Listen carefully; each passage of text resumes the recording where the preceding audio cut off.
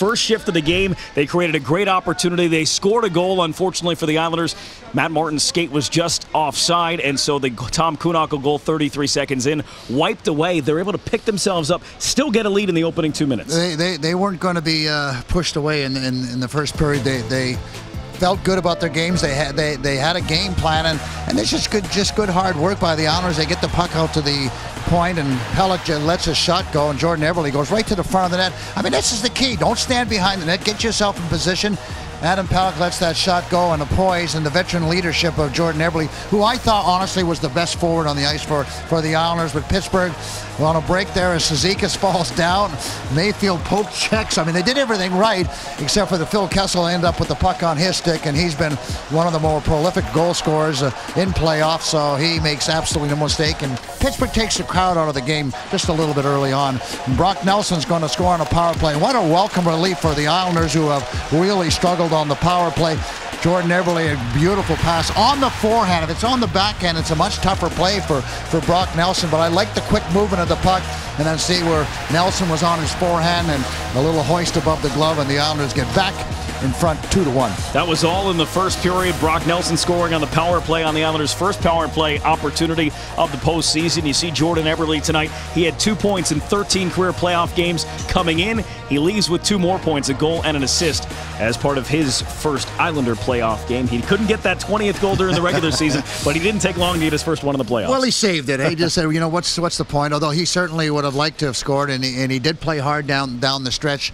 But you need your big guys, your top 6 guys, to find ways to score goals in these playoff games, and certainly for Jordan Eberle to get the team off on the right foot, it was really important. Josh Bailey winds up with the game winner, but we're a long way away from that for the New York Islanders. It was a 2-1 lead going into the second period. Barry Trout's critical of his team in that second period. Took a couple of penalties. One of them wound up costing him getting Malkin on the power play. Well, the Pittsburgh team, I mean, they finished, 5 or 6 in the entire league on the power play. So, and you and I were talking about the talent that gets on the ice at this point in time. Kessel's able to get it in there, and the Pittsburgh team just goes to work, little drop passes, and such a bunch of skilled guys, and none more skilled than Malkin, who squares his shoulders and gives, the Islanders gave him maybe just a little bit too much time, although we believe that puck was deflected off a Pelech's stick. But you can see Malkin was looking to pass, and then he said, well, I might as well shoot it. And good things happen when you shoot, Brendan. Malkin winds up with yet another playoff goal, and that tied the score after 2 periods and into the third. A back-and-forth affair continued in that alternating fashion. Nick Leddy, not the prettiest shot on goal. He said it's not the hardest shot he's ever taken, but it was effective, and it gave the Islanders a lead, and they thought had enough to close it out. Well, it was a knuckleball, and sometimes that's hard for a goaltender to handle, although he was screened. But a good forecheck, and everybody contributed. One of the things that the Islanders have done well all season long was have all 20 people pulling on the rope at the same time, and they get contributions from everyone. And this time it's Filppula's line who contributes. The Islanders are able to, again, look at the change for the Penguins. So they got caught a couple of times. That's Filppula right there, trying to get it to the net towards Komarov, but Komarov is jolly on the spot, gets a loose puck, a bounce for the Islanders. And then, of course, the long-range shot, the knuckle by Leddy. And let's not forget about Anthony Beauvillier, who was standing in front of that net. He provides the screen, so everybody on the ice really helped on that goal. And the Islanders looked like they were going to get away with a win in regulation. But it didn't work out that way. 6 players on the ice. The extra attacker for the Penguins, Justin Schultz, finds one through a maze, clean into the back of the net with 1 minute and 29 seconds to go in the third. And it looked like the Islanders were doing a pretty good job with it as they kept the puck to the outside, but Schultz with a one-timer and a howitzer, and again, he was screened. That is Robin Leonard. Mayfield, I thought, might have been better served. I don't know what their strategy is. Just allow the goaltender to maybe see it, and maybe he can make a save.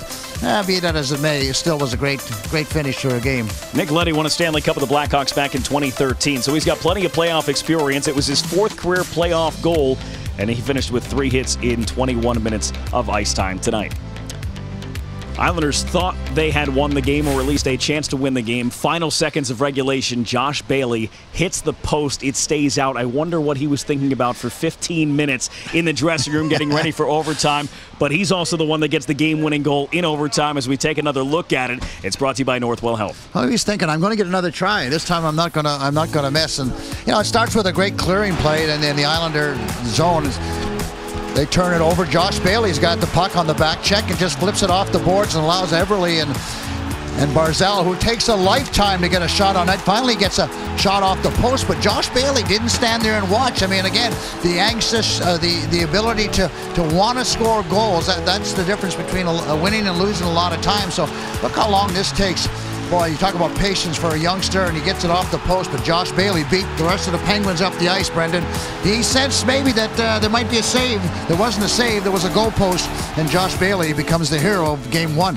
First career overtime winner in the postseason for Josh Bailey. Now 5 goals in his 23 career playoff games. The longest tenured Islander wins Game 1 against the Pittsburgh Penguins. Yeah, and you know we've watched Josh Bailey grow from a young kid into a mature veteran, and we've seen him mature into a really good hockey player.